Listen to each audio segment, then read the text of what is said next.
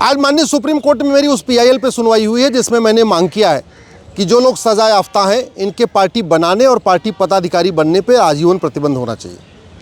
वर्तमान में जो 1950 और 51 का रिप्रेजेंटेशन ऑफ पीपल एक्ट चल रहा है उसमें सजा याफ्ता के चुनाव लड़ने पे तो रोक है और वो भी मात्र 6 साल की रोक है, लेकिन पार्टी बनाने और पार्टी पदाधिकारी बनने पे कोई रोक नहीं है।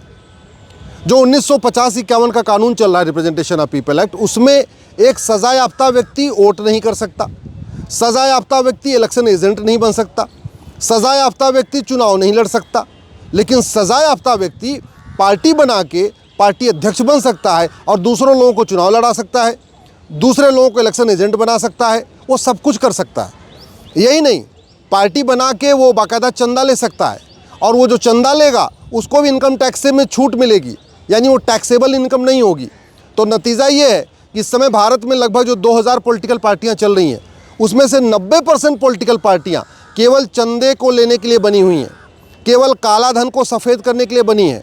भारत में बहुत सारा जो ब्लैक मनी है वो इन्हीं पॉलिटिकल पार्टियों के ज़रिए वाइट किया जा रहा है। वो पॉलिटिकल पार्टियों को पैसा दे रहे हैं, कैश में दे रहे हैं और बाद में वापस उन्हीं को पॉलिटिकल पार्टी चेक के रूप में फॉर्म में वापस करती है, कुछ काम उनसे करवा दिखा देती है।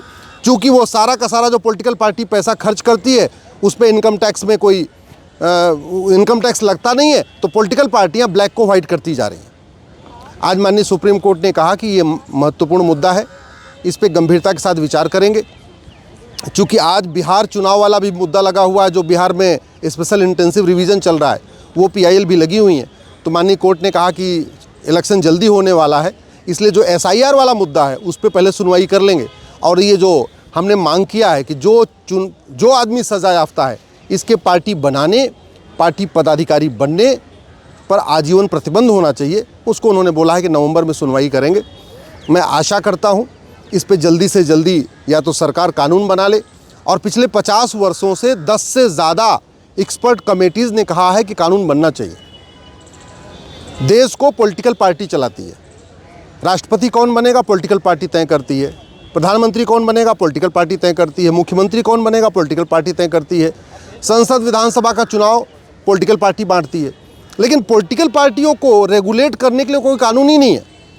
पॉलिटिकल पार्टी का पदाधिकारी कौन बन सकता है इस पर कोई कानून नहीं है, जबकि वेंकट चलैया कमीशन कह चुका है कि पॉलिटिकल पार्टियों को रेगुलेट करने के लिए कानून होना चाहिए। गोस्वामी कमेटी ने कहा हुआ है पॉलिटिकल पार्टियों को रेगुलेट करने के लिए कानून होना चाहिए।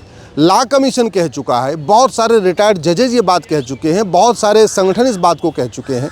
लेकिन पॉलिटिकल पार्टियों की फंक्शनिंग को रेगुलेट करने के लिए, पॉलिटिकल पार्टियों के इंटरनल डेमोक्रेसी को मजबूत करने के लिए, पॉलिटिकल पार्टियों का जो सिस्टम चल रहा है उसको रेगुलेट करने के लिए भारत में कोई कानून नहीं है।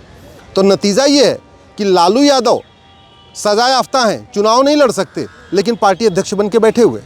शशिकला सजा याफ्ता हैं, चुनाव नहीं लड़ सकती लेकिन पार्टी अध्यक्ष बन के बैठी हुई हैं।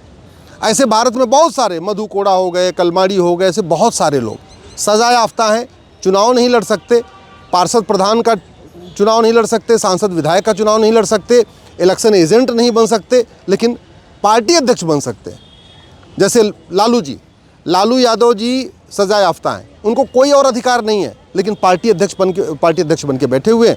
बाकायदा पार्टी उनकी चंदा भी ले रही है, इनकम टैक्स से छूट भी मिली हुई है, बाकायदा टीवी पे उनको टाइम भी मिल रहा है, दूरदर्शन भी टाइम दे रहा है, बाकायदा सरकारी ज़मीन पे ऑफिस भी बन रहा है।